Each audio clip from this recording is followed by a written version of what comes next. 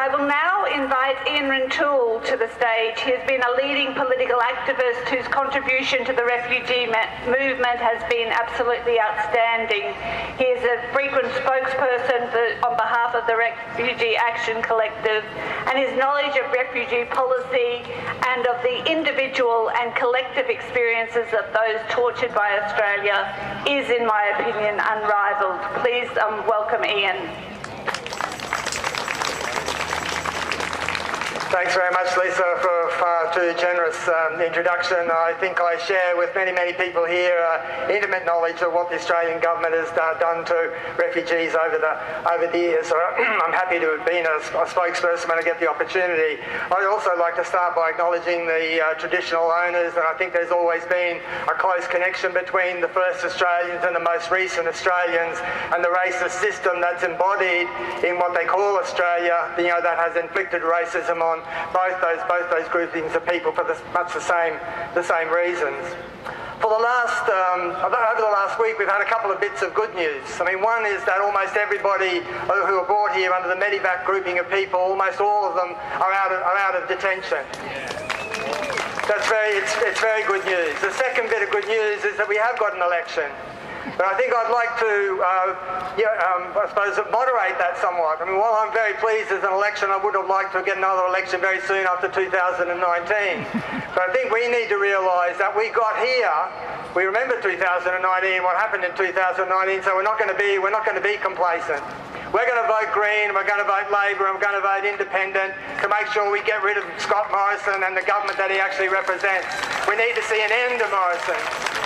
But we're here because we need to see an end to the system that's incarcerated people for too long, and will continue to incarcerate people for too long, even if we get a Labor government of any description. And I want to remind people, in terms of the fact that people are out, by and large, almost all of the people are out of the Medivac. The Medivac grouping of people are out. They're out not because of the election. They're out because we didn't go quiet after 2019. Morrison repealed the Medivac legislation. When I look around here and I see people who stood outside Kangaroo Point, who stood outside BIDA, who come to these rallies, who stood outside the Immigration Department. It's people power that's got the Medivac people out, and it's people power that we're going to need regardless of what happens after the 21st of May. I think it's also, we should pay tribute to the struggle, not just outside the detention centres, but the struggle that's been inside. The truth is that their freedom has been won with blood, sweat and determination. Literally, blood, sweat and determination.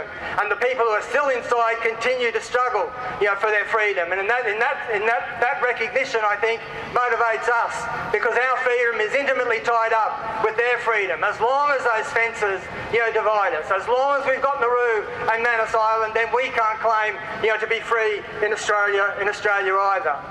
We've got very much to do. I mean, the fact is that Fahima went over quite a bit about the temporary protection visas and the situation that Afghans and other people on temporary protection visas and sheriffs and bridging visas continue to face.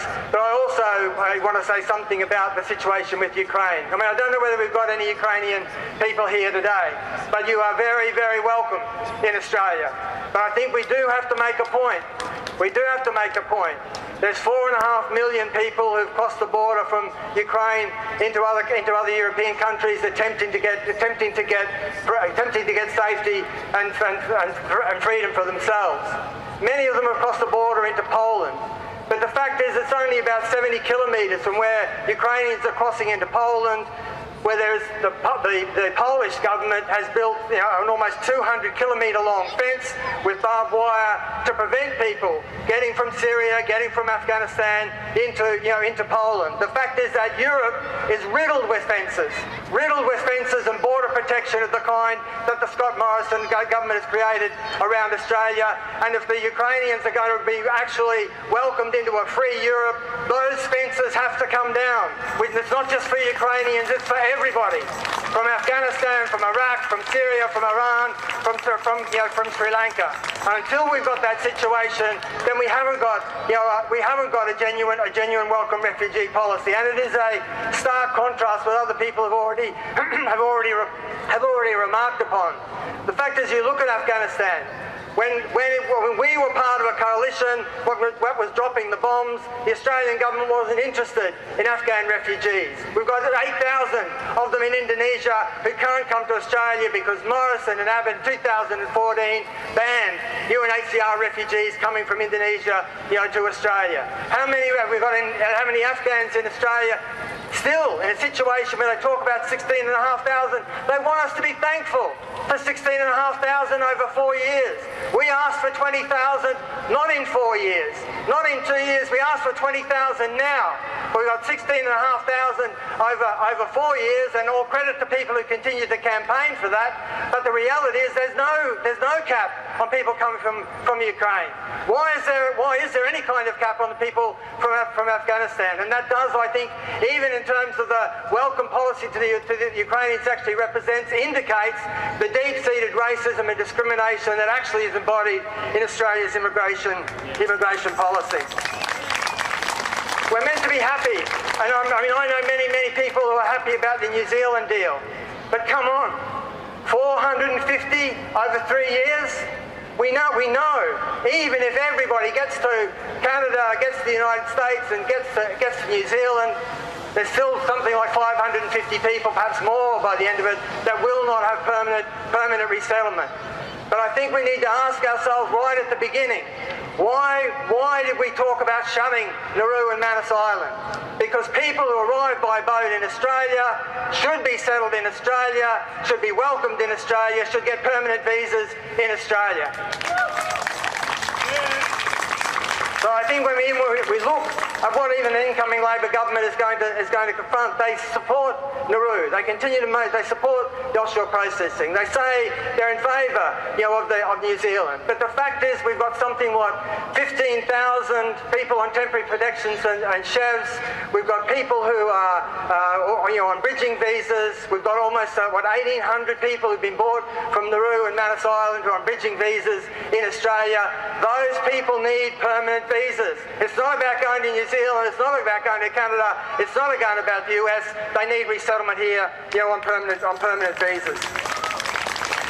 And lastly, I do want to say, I really appreciated what Cameron, had to say. But not very far from here, we see one family-owned company, Construct, the Murphys, who are donors to the Liberal and National Party. I mean, if the Labor Party needs a little bit more money, how about they close Nauru, cancel the contract, and we've got $1 billion in our hot little hands could actually go into providing the support we need in the hospitals and the support we need for refugees.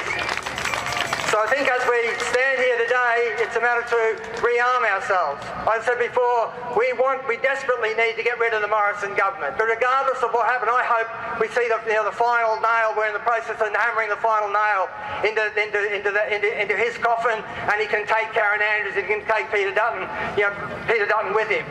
But regardless of that election, regardless of the election outcome, we are going to continue to fight. As I said, we have got here, and remember how many people are in the Australian community because we didn't rely on elections, because we continue to fight, we tend to use people power, we use the power that we have in the streets, in the workplaces, and people's petitions and lobbying and everything else. As long as there are people still stuck in detention, as long as there's offshore processing, as long as people who are arriving by boat are not accepted in the way that they should be, as long as we've got discriminatory and racist governments, we are going to have to continue to fight. And that's our message that goes to the Labor Party today. We want to see a Labor government. At least we want to see an end to the Liberal government, that's for sure. But we're very, very clear. We're not going to go quiet until all the people in Indonesia are in Australia, till we've ended that ban on Indonesia, till we've got rid of offshore detention, until we've done something about something like 300 other boat arrivals who are still in detention because their visas have not been granted or are being refused because of a racist character test. All those things have got to end, and we're just the people, along with the thousands that have been part of the refugee movement now for 20 odd years. We're not about to go away, we're about to get stronger, our voices are going to get louder, we're going to be free when every asylum seeker, every refugee in Australian detention and offshore is free along with those.